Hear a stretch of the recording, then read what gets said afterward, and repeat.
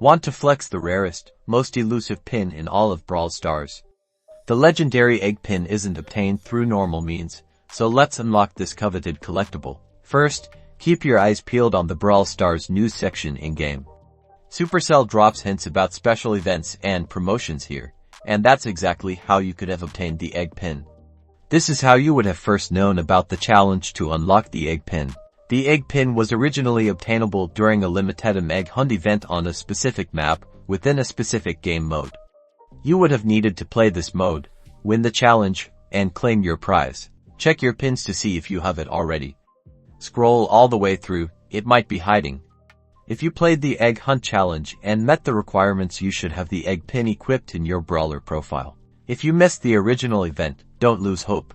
Supercell sometimes brings back exclusive items.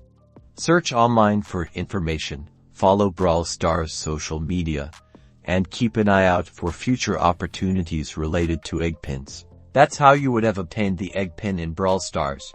Subscribe and stay tuned for more Brawl Stars tips and tricks. Good luck in your quest.